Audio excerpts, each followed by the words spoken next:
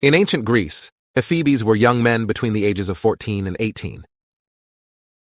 In its most literal meaning, ephebo means adolescent.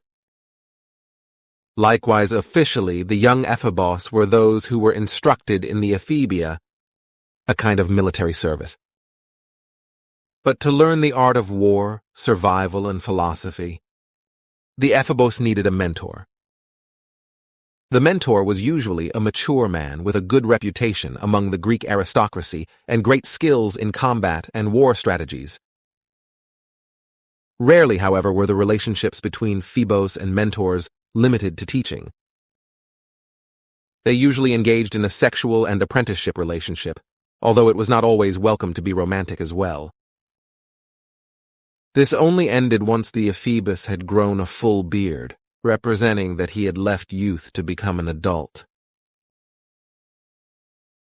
No one touches the children. Guardians and parents of children who were about to enter an ephebic age protected them with suspicion. In school, children's teachers had to have reached the age of 40 to be able to practice a revered age in ancient Greece. Teachers were extremely strict about the contact that other men had with their students. In addition, parents often hired a private mentor or sent a slave to follow the children and avoid any contact with mature men. This type of courtship by the Erastes towards the ephebos was more common and better received in the aristocratic circles of Greece than in the rest of the polis, that is, the rest of the population. Moreover, the better the reputation of the man courting the young Hieromenos, the more honored the family would feel. The ephebe, for his part, would have a more privileged place within Greek society if his mistress had more veneration and respect in society. In lands like Crete, on the other hand, the courtship included a fake rapture and chase. A man, with parental consent, abducted young ephebo. Relatives and friends pursued the lovers, although they always let them escape. For 2 months, the lovers camped in the forest. The first teachings in the art of war began at the same time that the couple got to know each other in a more intimate way. Upon his return, the Erastes gave his beloved different things: his first military attire, an ox to sacrifice toilets and a cup to drink wine. Power relations and teaching. For an ephebos to feel desire for his master was frowned upon. On the contrary, he had to feel deep reverence and gratitude to his mentor for choosing him. With the Erastes, it was very different, for those who were persistent during courtship were celebrated. On the one hand, the Eraste was in charge of showing him the differences between vulgar love, one who was driven only by desire, and a sublime love, which pursued a deep and lasting feeling.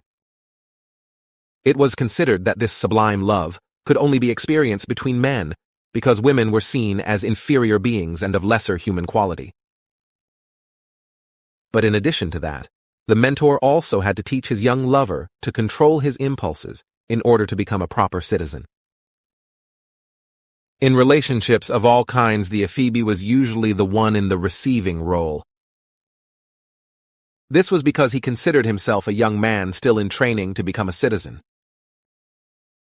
The Erastes was the active, the dominant, and the guide. Because an Erastes was a mature man and recognized within his community, exercising a different role in the act was not well regarded.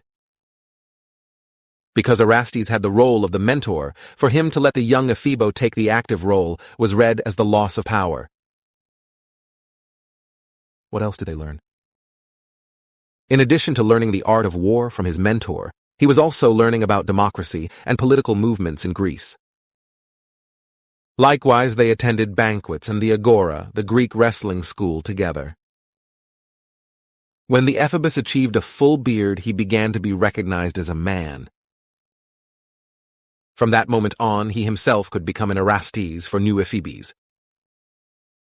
This is in order to continue passing on practical knowledge and wisdom from generation to generation. This relationship between the ephebos of ancient Greece and their teachers was only temporary. Moreover, it was not considered a romantic relationship, but one of teaching. Even with this, knowing about these types of relationships allows us to see that nothing is natural or unnatural. All human relationships and interactions are based on nothing more than social structures.